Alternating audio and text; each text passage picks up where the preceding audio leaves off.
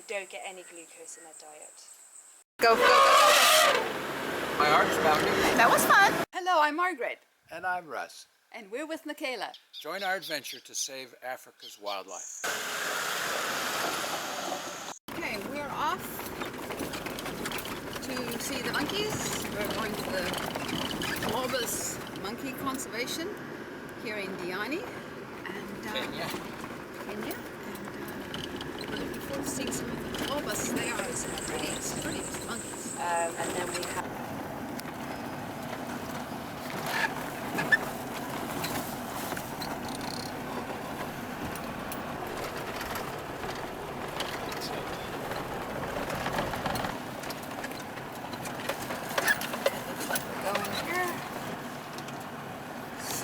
crossing Colobus.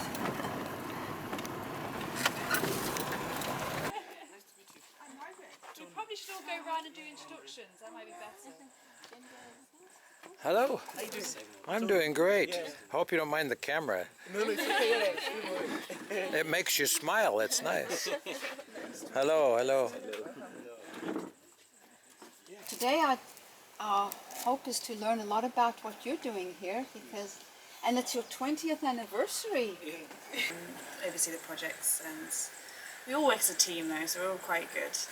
I originally came as a volunteer 5 years ago, so I will give you a full tour, so you'll get to see some of the work we do. Good, yes. And Betsy, who you'll meet, is one of the colobus, and she was the first hand-reared colobus in the world of her species. No one's ever managed to do it, not even in a zoo setting. So they needed a carer, and I came for 6 months as a secondary carer. Fell in love with the place, and then I did my research for masters, and then the position came up and I got it. Oh, marvelous. I'm very lucky. They are one of the prettiest monkeys. Yeah. They are beautiful. People keep saying the ones in Nairobi are better, but I don't believe them. Conflict. So that doesn't necessarily affect the colobus, because most people don't see the colobus as a pest. I mean, that's our flagship species. We live with all primates in the area. So in fact we have vervets, sykes, bush babies, and we actually have a baboon with us at the moment. But with the colobus, the biggest problem is deforestation actually, is habitat loss.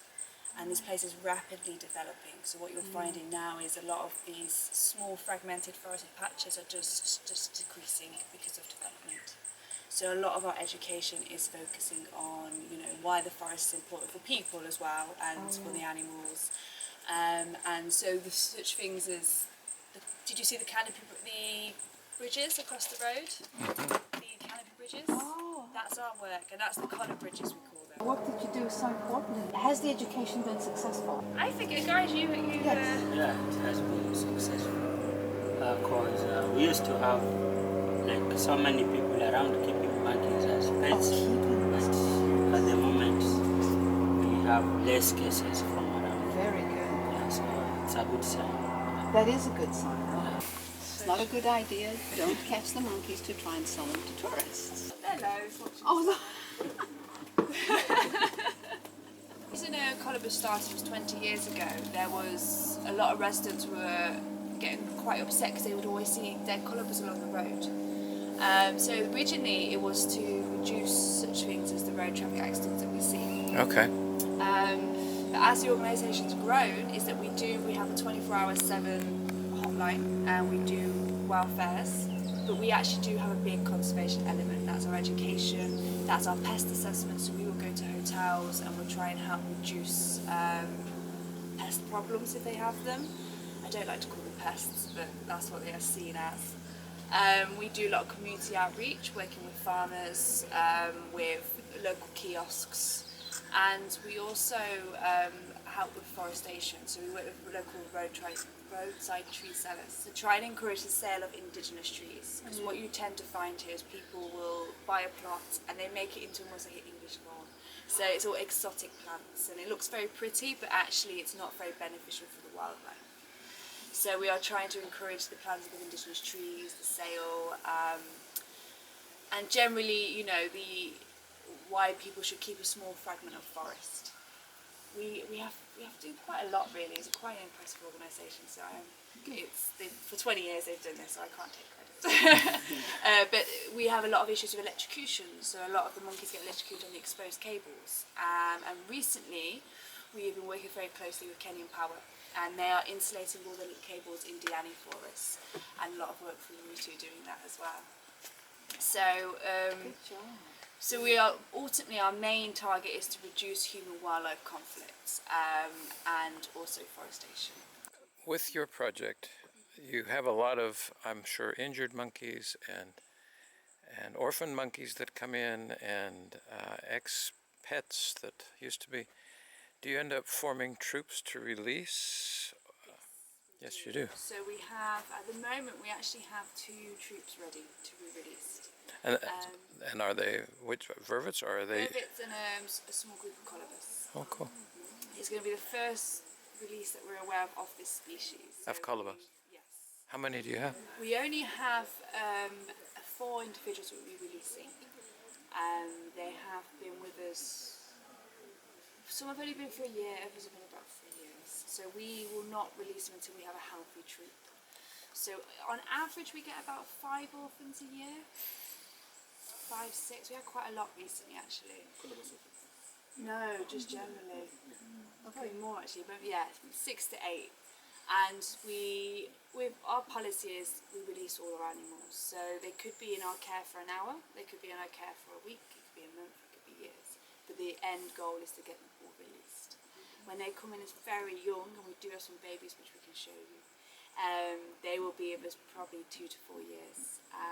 And so we form troops of males and females of different ages, and we give them pre-release training, and we release them, and we monitor them for at least 3 months, normally a year after they've been released. And that's part of the data that you collect then, is how they've been doing it there. Okay.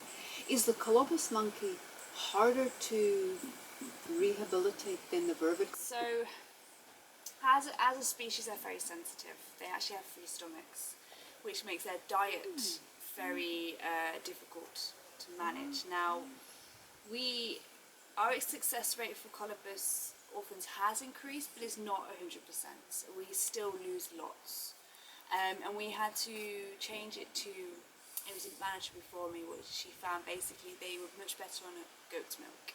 So a combination of goat milk and water with probiotics. And then when they're very, very young, because this bacteria is missing in their stomach, they would put a little bit of Colobus poop, so feces from a female Colobus, mix it into the poop shake, and it gave them back some of their bacteria.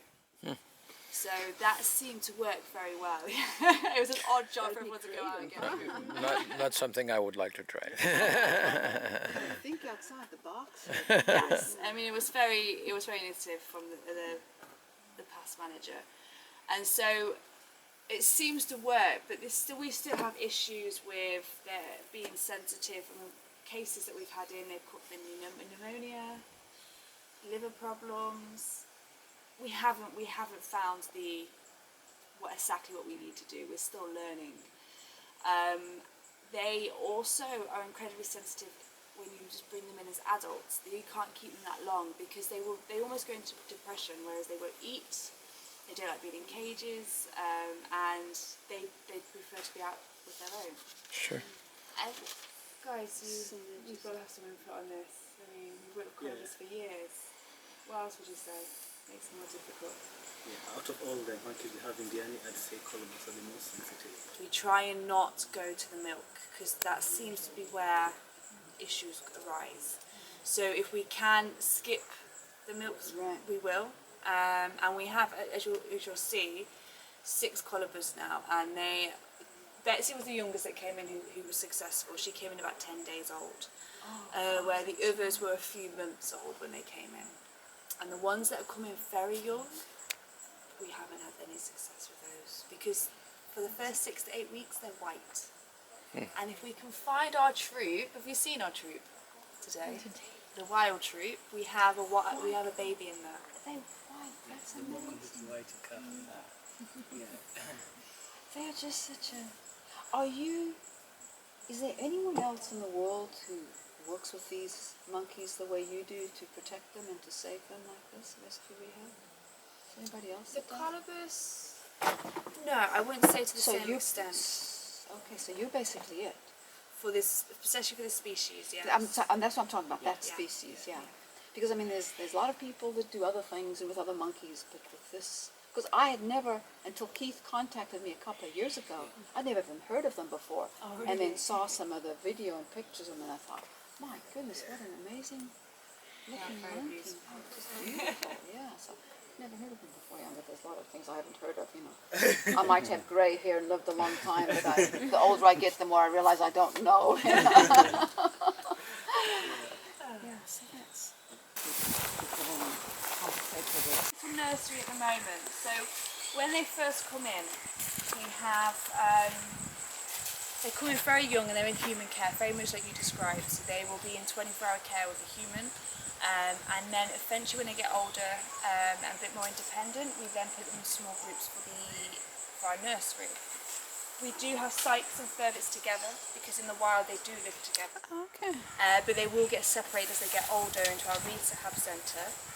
And yeah, informed troops. So these guys, we've got one syke down here, little Pendo. Came in on Valentine's. In fact, he's 1 year old with us because he came in Valentine's Day. So he's a year old. Isn't Wow, he? he's still tiny, isn't he? Yes, and he's that one there. He's. If we remember rightly, he came in. Pendo means love in Swahili. This is why we called him. This one here, and they get her as a pet. And now she adopts the little ones. Oh, this little one right here. Yeah. And then we have Utima was just found by herself actually. We don't know why. Utima, your face is going brown. So I'll show you our little white cat, it's called. Oh, we've got a wild one as well. Fantastic. Are the wild ones here? They like to groom each other. Oh, look. Oh, yeah. Right through the fence. So at the moment, because what ended up happening, we had Betsy by herself for many years. There's another reason she was very humanised. That's the Colobus smell as well. They're quite smelly monkeys. You smell them before you see them often. And so this enclosure was never built for as many colubuses in there. We just had almost like a boom of colubus that came in and survived, which is great. And this is Betsy here. She was dropped because the male was attacking the females. So it's like in the lions, they do the same thing? Yes. Do all the monkeys do that, or is that something that's the Colobus monkey? You tend to find it depends on how the social group setting is. So if it's one male and several females, then yes. But with baboons and spervets, because there's several males, several females. It doesn't. They're already okay. They're already adapted to the fact that there's multiple males. I've always liked this story, and I've seen it. I actually witnessed it happen. I read it in a book. Adult male baboons, when they're fighting each other, Excuse me. will tend to sometimes grab a baby and put it in between. And one of the reasons they believe they do that is because neither of those males know who that baby is. Oh, It's paternity uncertainty. So they go, oh, we're not going to attack the baby because it could be one of us. wow. Okay, they don't do a quick DNA test. No, no, not yet. He came in a couple of days ago and his mother was poisoned. Oh. And I always say with poison cases, I kind of wish people could see what happens because people often don't know how painful it is. And we tried to save her, but about 3 days she passed away. And now we've got a baby orphan. He doesn't like me because I'm the one that took him away from his mother. Enjoying that. Something new, huh? A new jungle gym.